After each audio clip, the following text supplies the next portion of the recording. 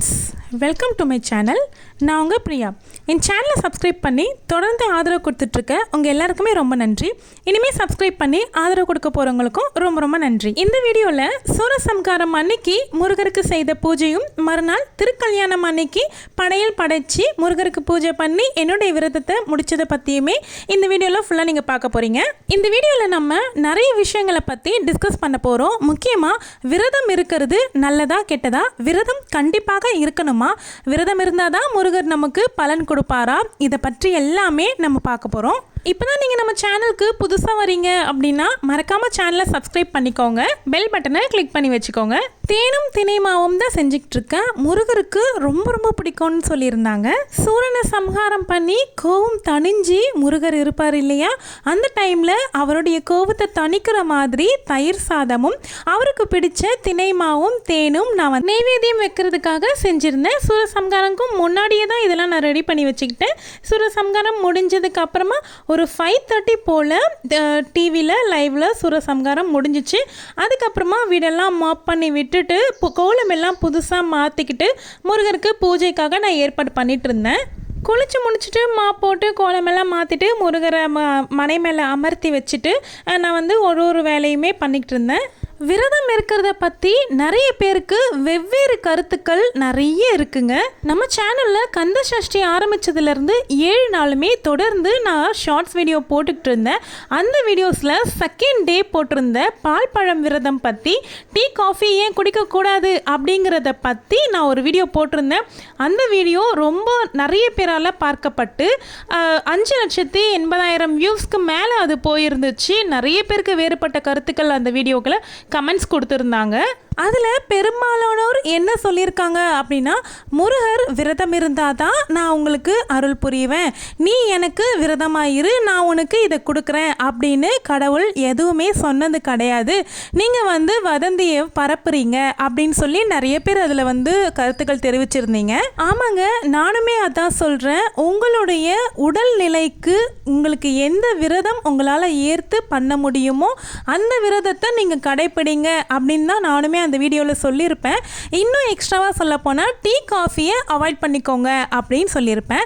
விரதத்தினுடைய பேரே பால் பழம் விரதம் அப்படின்னு நம்ம சொல்லும்பொழுது டீ காஃபியை அவாய்ட் பண்ணிக்கிறது, ஒரு 7 நாள் தானே முருகருக்காக நம்மளால் காஃபி டீ குடிக்காமல் இருக்க முடியாதா அப்படிங்கிற மாதிரி தான் நான் சொல்லியிருந்தேன். ஆனால் நிறைய பேருக்கு அதில் நிறைய கருத்துக்கள்ங்க. ஒரு படி மேலே போய் முருகரே உங்ககிட்ட நேரில் சொன்னாரா நீ டீ காஃபி குடிக்கக்கூடாது அப்படின்னு சொல்லி சொன்னாரான்னு கேட்டிருந்தாங்க. முருகர் என்கிட்ட நேரில் சொன்னார் அப்படின்னு நான் எந்த பதிவிலையுமே குறிப்பிட்டு சொல்லலைங்க. நம்முடைய முன்னோர்கள் பாரம்பரியமாக கடைப்பிடிச்சிக்கிட்டு வந்ததை தான் இப்போ நம்ம கடைப்பிடிக்கணும் அப்படிங்கிற மாதிரி நான் சொல்லியிருந்தேன். நீங்கள் ஏங்க மூட நம்பிக்கையாக பார்க்குறீங்க, சயின்டிஃபிக்காக பாருங்கள். ஏன்னா விரதம் இருக்கும் பொழுது நம்மளுடைய உடம்பில் இருக்கிறது எல்லாமே சுத்திகரிக்கப்படுதுன்னு சொல்கிறாங்க. இன்னும் குழந்தை இல்லாதவங்க விரதம் இருந்து, முக்கியமாக மிளகு விரதம் இருக்கணும்னு சொல்கிறாங்க. மிளகு விரதம் இருந்து அவங்க 7 நாள் முருகரை ஒரு நிலைப்படுத்தி, நம்ம விரதம் இருக்கும் பொழுது நம்ம மனசு ஒரு நிலைப்படுங்க. நம்மளுடைய 2 நாட்கள் விரதம் தான் நமக்கு ரொம்ப கடுமையாக தெரியும். அதுக்கு நமக்கு பசிக்கவே பசிக்காது. நம்மளுடைய மனசும் நம்மளுடைய எண்ணமும் ஒரு நிலைப்பட்டு நம்ம கடவுளையே சிந்திக்க ஆரம்பிப்போம். அப்படி இருக்கும் பொழுது நம்மளுடைய உடம்பு தண்ணீர் அருந்த அருந்த அருந்த நம்ம கிட்ட இருக்கிற அந்த உடலில் இருக்கிற அசுத்தம் எல்லாமே நீங்கி உடலும் உள்ளமும் தூய்மைப்படுங்க. சஷ்டி விரதம் இருந்து பலனடைஞ்சவங்க ஏராளமானோர் இருக்காங்க. இந்த வீடியோஸ் பார்த்துட்டு இருக்கவங்க கூட சஷ்டி விரதத்தினால பலனடைஞ்சவங்க நிறைய பேர் இருப்பீங்க.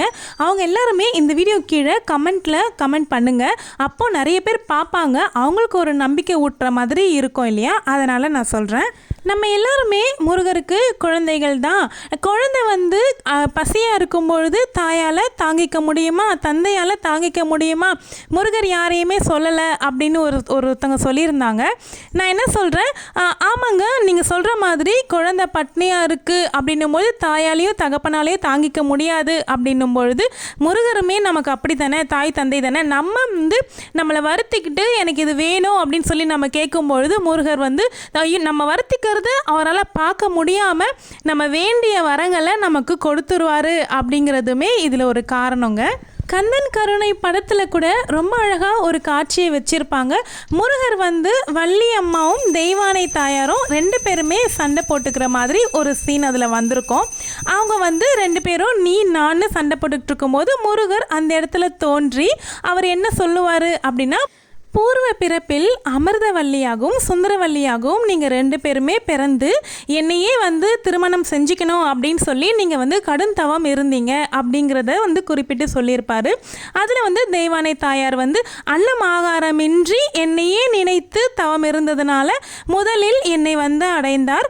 பிறகு வள்ளி தாயார் வந்து பூஜை வேலைகளை மட்டுமே செய்து இரண்டாவதாக என்னை வந்து அடைந்தார் அப்படின்னு சொல்லி ஒருடைய சீனில் வந்திருக்கோம். நம்ம எல்லாருமே அந்த சீனை பார்த்துருப்போம். அந்த சீனில் நம்ம புரிஞ்சிக்க வேண்டிய விஷயங்கள் 2-3 விஷயங்கள் இருக்குது. முதல்ல விரதம் அப்படிங்கிறத தவம் அப்படின்னு சொல்கிறாங்க. அந்த தவமை வந்து தெய்வமே வந்து கடைப்பிடிச்சிருக்காங்க. தெய்வானை தாயாருமே வந்து முருகரை அடையணுங்கிறதுக்காக அன்னம் ஆகாரமின்றி வந்து தவம் இருந்திருக்காங்க அப்படிங்கிறத முருகரை குறிப்பிட்டிருக்காரு பாருங்க. அடுத்ததாக பூஜை வேலைகளை மட்டுமே செய்து என்னை வந்து அடைந்தார் அப்படிங்கிறதுமே அவர் குறிப்பிட்டிருப்பார். இதுலேருந்து என்ன நான் சொல்ல வரேன் அப்படின்னா, தன்னை வருத்தி அன்ன ஆகாரமின்றி நம்ம விரதம் இருந்து ஒரு விஷயத்தை நம்ம முருகர்கிட்ட கேட்குறோம் அப்படின்னும் பொழுது அந்த வேண்டுதல் முருகருக்கு சீக்கிரமாகவே போய் சேருது அப்படிங்கிறத நம்ம புரிஞ்சுக்கணும். நம்ம பூஜை வேலைகளை மட்டுமே செய்து விரதம் இல்லாமல் நம்ம முருகரை வேண்டினாலுமே கூட முருகர் காதுக்கு சென்றடையோங்க, இல்லைன்னு சொல்லலை. இருந்தாலும் நம்மளுடைய திருப்திக்காகவும் அப்பாடா நான் விரதம் இருந்து நான் முருகர்கிட்ட கேட்டிருக்கேன், இது எனக்கு கண்டிப்பாக முருகர் நடத்தி கொடுப்பாரு அப்படிங்கிற ஒரு ஆத்ம திருப்தின்னு ஒன்று இருக்குது பார்த்தீங்களா, அது நமக்கு ரொம்பவே கிடைக்குங்க விரதம் இருந்து நம்ம செய்யும் பொழுது. அதுலேயுமே ரொம்ப ரொம்ப சக்தி வாய்ந்த விரதம் என்பது இந்த வருடத்தில் ஒரு முறை வரக்கூடிய மகா கந்த சஷ்டி விரதம்ங்க. சஷ்டியில் விரதம் இருந்தால் அகப்பையில் குழந்தை பேரு உண்டாகும் என்பது நம்ம முன்னோர்கள் காலங்காலமாக சொல்லிக்கிட்டு வந்ததுங்க.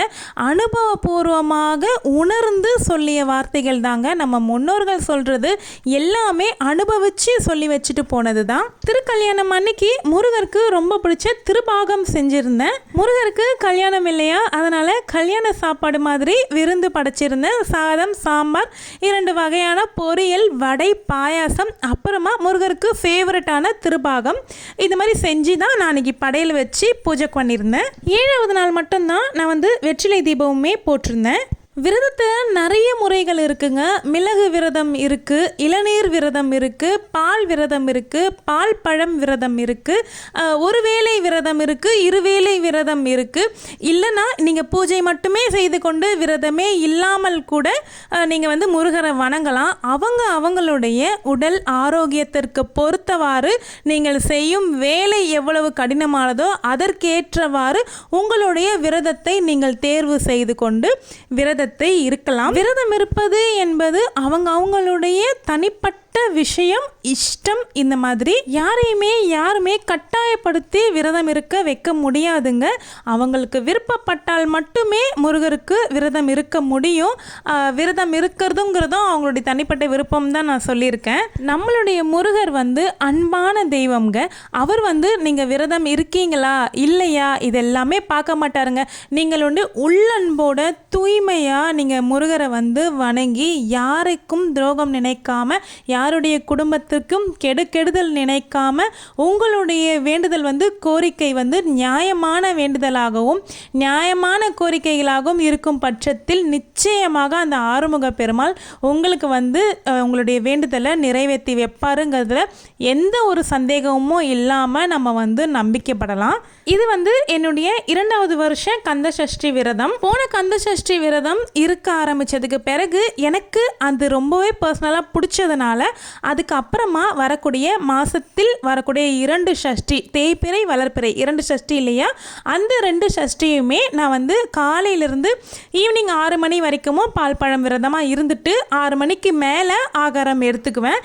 இப்போ வரைக்குமே அப்படி தான் நான் கடைப்பிடிச்சிட்டு இருக்கேன். அதே மாதிரி போன கந்த சஷ்டியிலேருந்து நான் வந்து அசைவம் சாப்பிடுவதையுமே முற்றிலுமாக தவிர்த்துட்டேன். 1 வருஷ காலம் ஆகிருச்சு. எனக்கு உண்மையிலேயே ரொம்ப சந்தோஷமாக இருக்குது. இப்போ பார்த்தீங்கன்னா என் பக்கத்துலேயே உட்காந்து யாராவது அசைவம் சாப்பிட்டுட்டு இருந்தாங்க அப்படின்னா கூட எனக்கு அந்த சபலம் என்பது ஏற்படுறதே இல்லைங்க. அதுலேருந்து முற்றிலுமாக நான் வெளியே வந்தது உண்மையிலேயே நான் ரொம்பவே சந்தோஷமாக ஃபீல் பண்ணுறேன். முருகருக்கு தீபாராதனை எல்லாமே காமிச்சு முடிச்சுட்டு அன்னைக்கு பச்சை கற்பூரத்தால் ஆராதனை காமிச்சா ரொம்ப நல்லதுன்னு சொல்லியிருந்தாங்க. நான் வந்து பச்சை கற்பூரத்தை வச்சு மட்டும்தான் நான் அன்னைக்கு தீபாராதனை பண்ணியிருந்தேன். இந்த வீடியோ உங்களுக்கு பிடிச்சிருக்கோன்னு நினைக்கிறேன். இந்த வீடியோ பற்றின கருத்துக்கள் உங்களுக்கு என்கிட்ட சொல்லணும் அப்படின்னா கமெண்ட்டில் சொல்லுங்கள். நான் கண்டிப்பாக உங்களுக்கு ரிப்ளை பண்ணுறேன். நிறைய சிஸ்டர்ஸ் வந்து நம்ம சேனலை சப்ஸ்கிரைப் பண்ணாமல் தான் பார்த்துக்கிட்டு இருக்கீங்க. ப்ளீஸ் எனக்காக சப்ஸ்கிரைப் பண்ணி வச்சுக்கிட்டு பாருங்கள். திரும்பவுமே 48 நாள் பிரம்ம முகூர்த்த பூஜை ஆரம்பிக்கலான்னு இருக்கேன். நான் நெக்ஸ்ட் வீக் ஆரம்பிக்க போகிறேன். ஹஸ்பண்ட் வந்து ஐயப்ப மாலை போடுவாங்க. அதுக்கப்புறமா ஆரம்பித்தா இன்னுமே வீடு ரொம்பவே சுத்தமாக இருக்கும் இல்லையா, எனக்குமே பூஜை பண்ணுறதுக்கு ஈஸியாக இருக்கும். 48 நாள் முருகருக்கு விரதம் எப்படி இருக்கிறதுங்கிறத பற்றி நம்ம சேனல்லேயே ஒரு லாங் வீடியோ இருக்குது. உங்களுக்கு விருப்பப்பட்டீங்கன்னா நான் லிங்க் வந்து டிஸ்கிரிப்ஷனில் கொடுக்குறேன். நீங்கள் போய் செக் பண்ணி பாருங்கள். இந்த மகா கந்த சஷ்டி விரதத்தில் நீங்கள் எல்லாருமே முருகர்கிட்ட வேண்டின வேண்டுதல் எல்லாமே முருகர் நிறைவேற்றி வைக்கணும் அப்படின்னு நானுமே அந்த முருகப்பெருமான் கிட்ட வேண்டிக்கிறேன். என்னுடைய வேண்டுதலுமே முருகர் நிறைவேற்றி வைக்கணும் அப்படின்னு நீங்களுமே வேண்டிக்கோங்க. தேங்க்யூ.